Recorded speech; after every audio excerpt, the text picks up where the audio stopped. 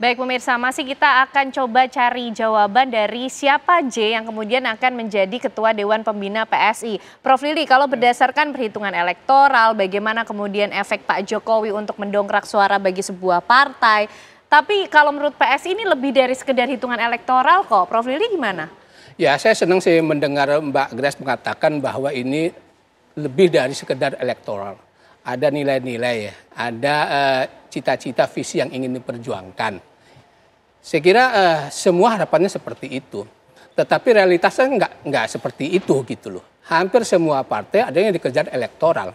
Apalagi juga PSI. Kan tadi saya katakan mengutip Pak Jeffrey ketika bicara di Kongres Solo. Agar Mbak Grace dan Pak Raja Juli merayu Pak Jokowi untuk masuk. Kalau bisa terahnya. Nah, kan udah berhasil. Kalau enggak kita mati nih partai ini. Kan kamu seperti itu. Berarti artinya concern juga terhadap elektoral itu. Elektoral, concern juga elektoral. Semua partai, termasuk Prof. Burhan kan menulis buku tuh bestseller antara dakwah dan elektoral. Yang partai dakwah aja dia perhitungannya elektoral akhirnya kemudian. Kalau enggak mati itu enggak bisa masuk parlemen. Terus kata Pak Burhan itu kan bahwa yang diandalkan personality. Nah kalau personality itu berarti yang dijual adalah dalam rangka untuk menggayat elektoral gitu. Nah, memang kita mestinya kembali kepada cita-cita nilainya. Nah, itulah yang absen di partai politik kita.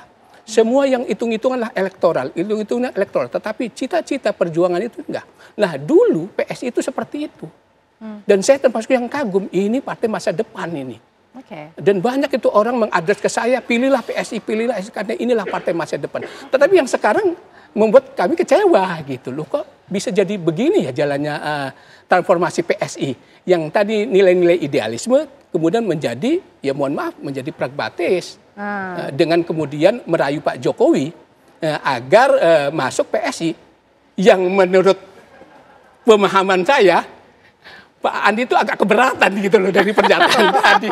Loh, kayaknya PSI kecil nih, lebih baik ketika lolos parlemen gitu. Begitu agak keberatan kah kalau dari Jokman? Mas relawan ikut diajak berdiskusi soal pilihan Pak Jokowi? Ya, jadi terus terang rata-rata relawan juga sudah mempunyai inilah ya, mempunyai pilihan hidupnya mereka gitu loh. Ya kan dari berbagai macam partai yang ada gitu. Tapi kembali lagi kita bahwa kita ini adalah relawan Pak Jokowi, Prabowo Gibran gitu loh. Jadi memang concern kita ini bagaimana pemerintahan ini berjalan dengan baik gitu kan. Dan ya kita berharap bisa 2 periode. Nah terlepas dari itu apakah Pak Jokowi nanti bergabung dengan partai katakanlah selain PSI, kita tetap juga mengikuti beliau. Kalau beliau bergabung di partai PSI, kita juga mengikuti beliau. Ya, mengikuti ya. Ya kita akan mengikuti beliau gitu kan. Karena yang terbaik bagi beliau itu yang terbaik buat kita. Itu konsep dari kita dan semua relawan ya untuk pendukung Pak Jokowi, Pak Prabowo dan Mas Gibran. Terlebih lagi kan kita lihat itu waktu pidatonya Pak Prabowo, presiden kita itu, dan senang sekali dengan gajah kan, dan juga ya katakanlah mungkin adiknya Gerindra ini PSI gitu.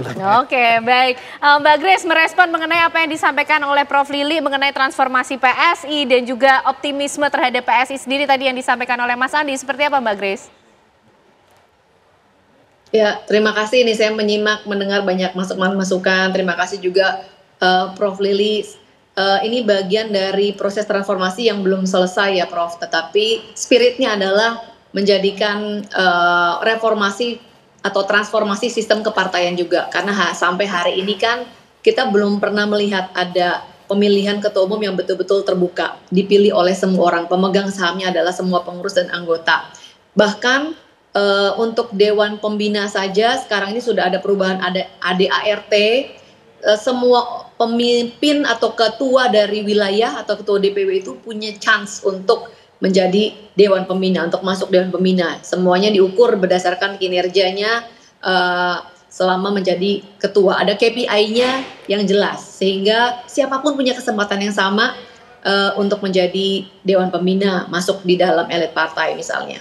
Jadi kalau ada masukan-masukan Prof. Lili, Prof. Burhan, Bang Andi, kami dengan sangat senang hati karena PSI partai super terbuka yang dengan kami juga dengan senang hati melihat Pak Jokowi nyaman ada di sini, kelihatan dari pidatonya yang sangat berapi-api dan terus-menerus menggunakan kata kita. Jadi PSI DNA-nya sama dengan DNA-nya Pak Jokowi, begitu pula Pak Jokowi sama dengan DNA dengan PSI. Semoga J ini bisa segera dirilis kepada teman-teman media supaya nggak penasaran semua. Tetapi suasananya baik karena nilai-nilainya sama, dan soal ada kekurangan mohon maaf, ke depan akan terus ada perbaikan. Terima kasih untuk input-inputnya. Oke, baik Prof. Burhan. Ini siapa yang diuntungkan sebetulnya, PSI atau Pak Jokowi sendiri ketika Pak Jokowi nanti betul-betul misalnya menjadi Ketua Dewan Pembina PSI?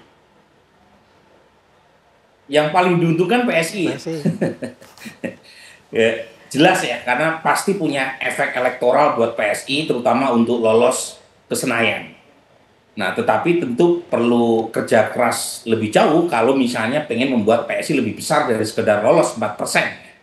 Dan tadi Prof. Lili menyebut transformasi awal PSI ya, yang membuat Prof. Lili kagum dan didekati oleh senior untuk memilih PSI.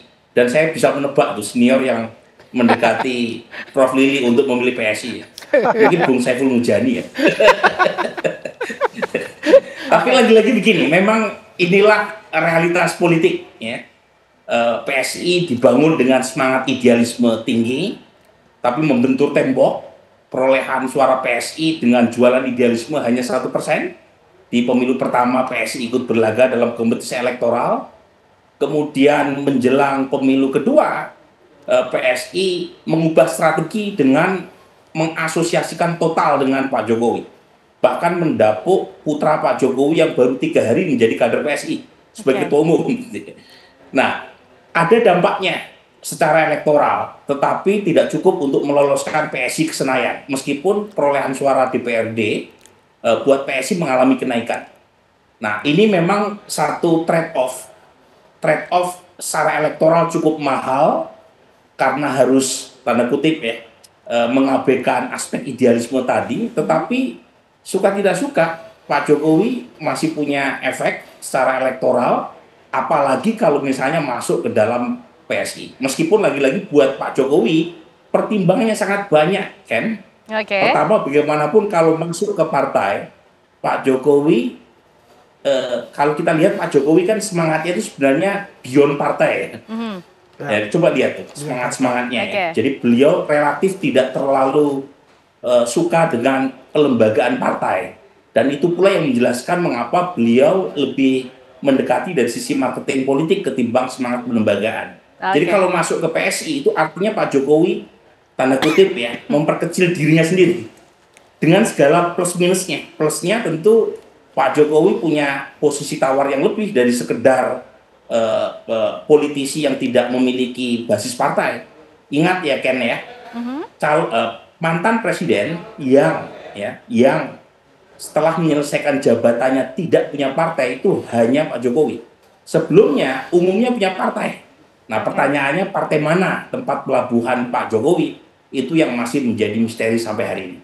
Oke, baik. Kalau DNA-nya sudah sama, sudah menggunakan kata kita, sudah kemudian nyaman begitu. Apakah kemudian nanti tidak lama lagi kita akan menunggu bahwa nama Pak Jokowi akan menduduki nama Ketua Dewan Pembina PSI? Tidak lama lagi kata Mbak Grace ya. Kita nantikan ya jawabannya dari PSI dan pengumuman resminya. Terima kasih semuanya malam hari ini sudah bergabung di Apa Kabar Indonesia Malam. Mas Andi, Prof. Lili, Prof. Burhan dan juga Mbak Grace Natali sudah bersama kami di Apa Kabar Indonesia Malam. Dan pemirsa, usai jeda kami juga masih akan menghadirkan pembahasan lain untuk Anda, di mana kemudian kasus kematian diplomat muda Kementerian Luar Negeri Arya Daru Pangayunan ini masih menyisakan tanda tanya di tengah publik. Kami hadirkan pembahasannya untuk Anda usai jeda.